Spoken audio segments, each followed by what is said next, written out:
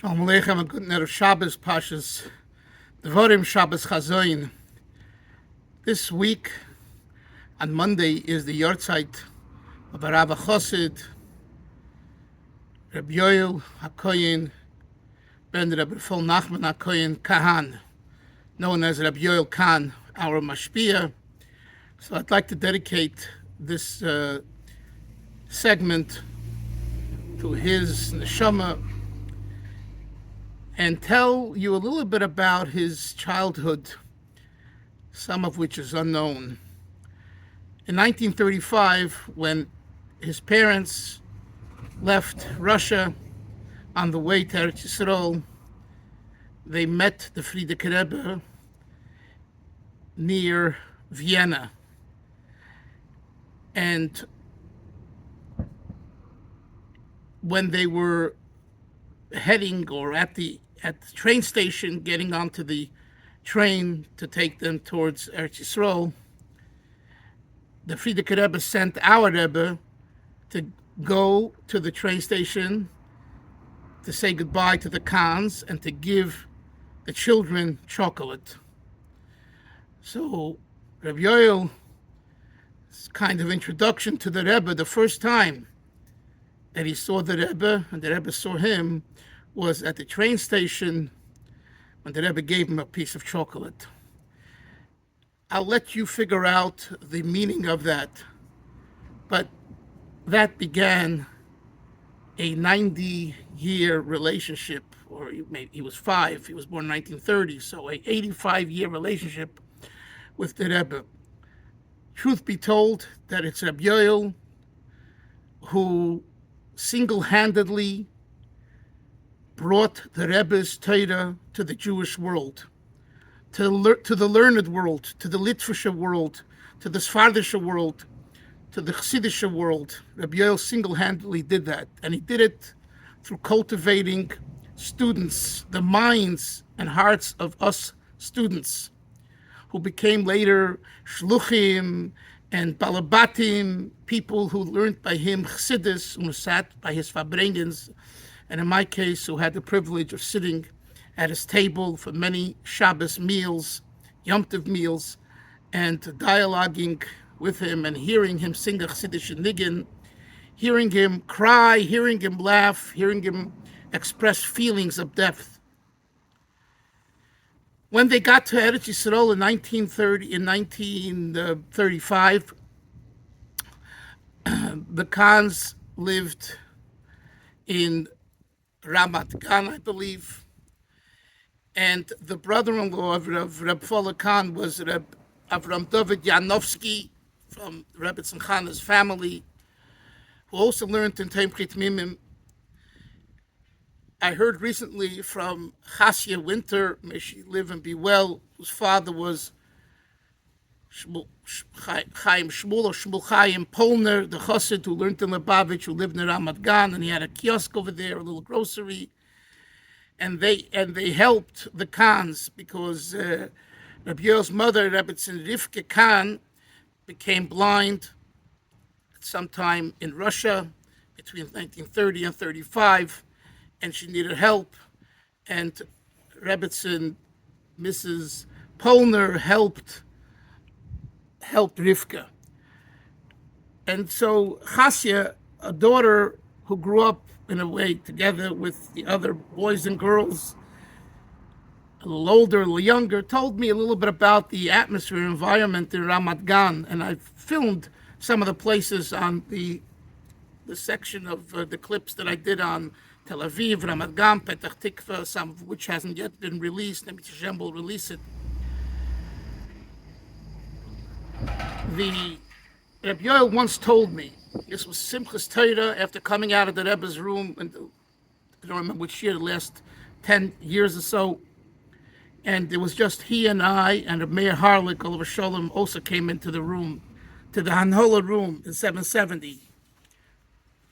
And Rebbe Yoel told me, we were talking, and it was like, he was reminiscing, I could see he's reminiscing about Simchas Torah with the Rebbe, and here we're in the Rebbe's room, but the Rebbe physically is not there, and I could feel the heaviness of heart, even though it's Simchas Torah. So he said to me, you can't imagine the poverty, the Armkeit. Kannst sich nicht vorstellen, the Armkeit, was sie gewinnt by my Taten, by the andere Chaverim, by his father and the other friends coming to Eretz Yisrael in 1935 and not having what to eat and working hard, schlepping milk on donkeys, schlepping bread on donkeys to make a few groschen, a few pennies. This was the atmosphere that he came from, that he was raised. And then 1938, the yeshiva opened up on Rehov Rav Kook, number 16, Rehov Rav Kook. At that time, it was called Rehov Hayam, because the water is just a block away. And it's amazing to think about it, how all these Chassidish people, Rebbe's teachers, and the Yinglach and the children, they're right next to the beach, and they have no connection to the beach. They're oblivious to the beach and what goes on at a beach, even in those times, which is much better than today. But nevertheless, it's a beach. And I asked the Baruch Shalom Khan, Rabbi Yoel's cousin, who's in the Havens, Lausanne Gesund, who also learned there, and he told me we weren't allowed to go past, the what's called that block before the ocean, the Yarkon. It's called Rehov Yarkon. So I was there. And my daughter today is a shlucha there for English speakers in Tel Aviv, and she made an international gan, and she took this building and made a beauty out of it. It's really a star preschool, which has a big waiting list. But looking at it from the outside and imagining it, and walking around in the outside courtyard and in the front and around, you still can feel and smell the antiquity there, the Altkeit and the Chassidishkeit. It's immersed in the walls. And Rabbi Yoel grew up in that cheder, 1938, 1940. Then as it got older, for the older Bochurim, when he had Reb David Pavarsky as a Rosh Yeshiva and Reb Shoel Brook as the Mashpia and the Manal of the Yeshiva, for that segment of the Yeshiva under the auspices of Reb Lazer Karasik. So they used a few other places nearby. This is what made this individual in his youth. This is what made this individual in his childhood. We say the eingebackte Chassidishkeit, the eingekarpte Chassidishkeit, the instilled and immersed, well done, well baked Chassidishkeit and Yiddishkeit and Frumkeit is what he was raised with. Then, of course, there was the Nachlas Ben Yom Shul, where you had the Chassidim, the Geraris, Reb Nochem Goldschmidt, Reb Lezer Karasik, and others.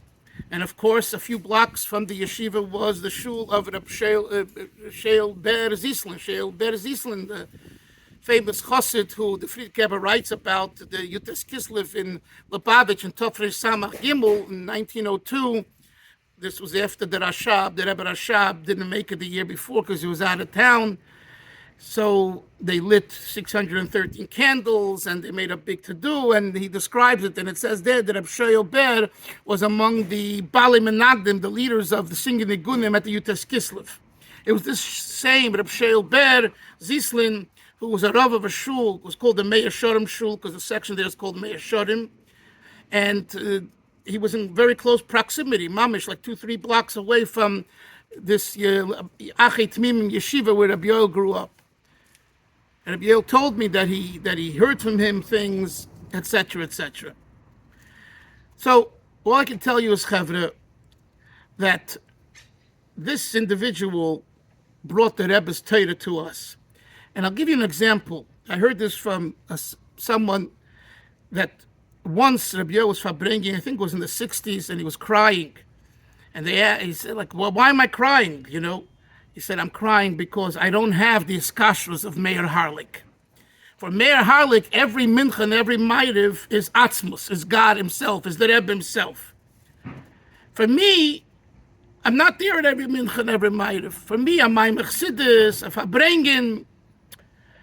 He said, I wish I would have that feeling as well. Now, of course, this is a big compliment for Reb Meir Harlik. But I want to bring out also the Nekuda that Rabbi Yoel, here's this great intellect. He had the bittul. This is what makes him amazing. Such a head, such a genius, blessed with a phenomenal memory, a phenomenal understanding, a phenomenal hasbara, explaining what he understands, writing, in all facets of one's needs to express themselves. He was blessed. He was gifted. He was a gifted person, no question about it. Nevertheless, what is he crying about? He's crying about why he doesn't have the same feeling as Harlik does to daven every mincha and ma'ariv with the Rebbe. That is a great person. He acknowledges an area in which he still needs lots of improvement. This is the same Rabbi Yoel Khan who is the one who made accessible the Rebbe's Torah to all of us. To all of us, I don't mean only just in Chabad, to all of the world. And today, with the thousands of hours of his shiurim, of his classes and lectures and farbrengens online, both audio and video, one is able to benefit and learn from him Chassidus. I was the other day with a younger man who was like 30 years old. He comes into the car and he's listening to Rabbi Yoel on Tanya in Yiddish. And he said, when he was in Yeshiva, he had a hard time understanding his farbrengens. But as he's married and he's teaching and he's on shlichus, he wants to be a better teacher and know properly the information, is listening to his Tanya shiurim. This will continue the Olam Vod. So, b'schus, the neshama of Rabbi Yoel, whose yahrzeit is this coming Monday. Chevra, say l'chaim, give tzedakah for his neshama, learn some mishnayos for his neshama. His Oisius is Yud Vav Aleph Lamed Yoel. And all of this should be, it's not about him. He hated any recognition. Mamish, he didn't know what recognition is. It's not that he knew and he didn't like it, like I said before. It's even deeper. He didn't know what it is. So, me speaking about him is recognizing him, but I do this because for the benefit of the public. The ikid is that he was all about the Rebbe. All about the Rebbe. His wives, his Eingezunt Rebbe, and Leah Khan once told me, for Rebbe Yoel, it's one thing, the kavod of the Rebbe. What will bring honor to the Rebbe? If it'll bring honor, he'll do it. He'll support it. If it won't, he won't. Maybe Hebrew to help the kids and Amr Sheikh Ne'ofar, Behu B'Teicham, his yahrzeit is Vav, of, which is only 3 days from the day when Mashiach is born on Tisha B'Av. We should have the Gula Shleima, Bekar of Mamish, now, B'Yerushalayim Iratika, together with the Beis HaMikdash, Amen v'Amen.